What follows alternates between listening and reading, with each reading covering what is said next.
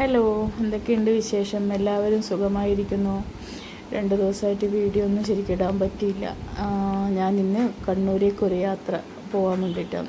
പയ്യന്നൂരിൽ നിന്ന് കണ്ണൂർ വരെ. അപ്പോൾ ചില ദിവസങ്ങളിൽ വർക്കിൻ്റെ ഭാഗമായിട്ട് ഇങ്ങനെ യാത്രകൾ ഉണ്ടാവുന്നതാണ്.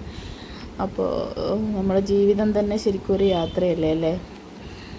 യാദൃശ്ചികമായി നമ്മൾ സ്വപ്നങ്ങളും സങ്കല്പങ്ങൾക്കും അപ്പുറത്തേക്ക് ചില അവിചാരിതമായി വരുന്ന പ്രശ്നങ്ങളൊക്കെ തരണം ചെയ്യേണ്ടി വരുമ്പോൾ നമുക്ക് ചില അവിചാരിതമായ യാത്രകളൊക്കെ ഉണ്ടാവും. പക്ഷേ ഇതങ്ങനെയല്ല. ഇത് ഓൾറെഡി ഞങ്ങൾ പ്ലാൻ ചെയ്തുണ്ടാക്കുന്ന യാത്രകളാണ്. വർക്കിൻ്റെ ഭാഗമായിട്ട് പിന്നെ പ്രായമുള്ള അമ്മമാരെ നോക്കാനോ, വീട്ടിലെ ജോലിക്ക് സഹായിക്കാനോ, അല്ലെങ്കിൽ കുട്ടികളെ സഹായിക്കാനോ, അല്ലെങ്കിൽ ഡെലിവറി സ്റ്റാഫിനായിട്ടോ അങ്ങനെ പലവിധ വർക്കുകളും കൊണ്ട് യാത്ര ചെയ്യേണ്ടി വരുന്നത് സാധാരണയാണ്.